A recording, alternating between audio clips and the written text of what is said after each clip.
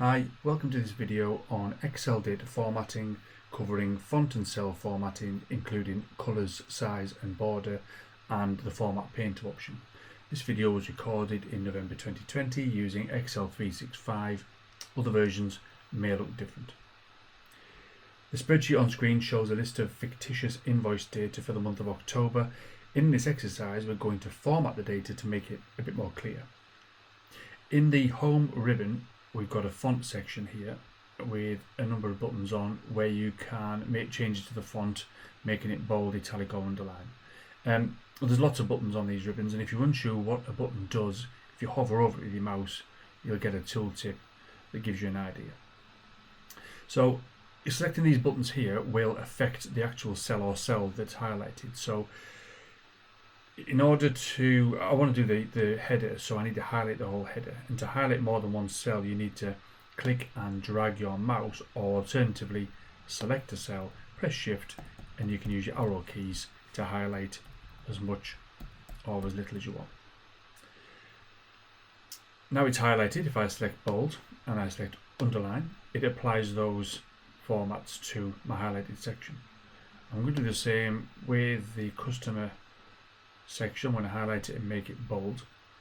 And also what I want to do is select the whole of my data and add a border to it to make it look more like a table. So if I click on this border drop down, I've got an option of all borders here. There's a lot of options, but if I select all borders, and while I've got the same selection made, I'm going to select as well thick outline borders. So in this case, it has given a standard border to the table itself, and it's given a thicker outline to the outline edge of what I had highlighted. I'm going to do the same with the header. So if I highlight the header and I click on that there, the thick outline borders, it now has a slightly thicker outline edge at the top.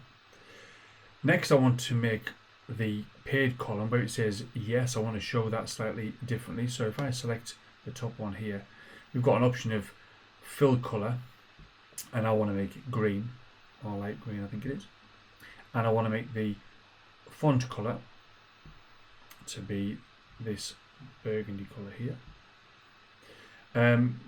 What happens when you've made these selections, it remembers the last thing you selected. So if I click on yes here, I can select green and that again just by clicking on it, so that's quite handy. However, it is a little bit time consuming. So we've got this option here of Format Painter, and what Format Painter does is it copies the format of the cell or cells you've got highlighted, not the text but the format.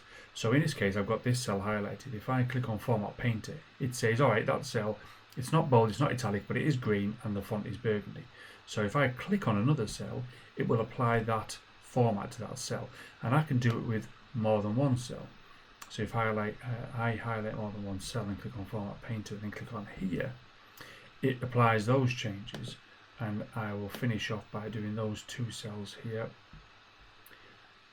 and copying the format to that. And the last thing I want to do is I'll highlight all of my columns that make that table, and I will double click on the line in between to auto size them. That's the end of the video. I hope you found it helpful.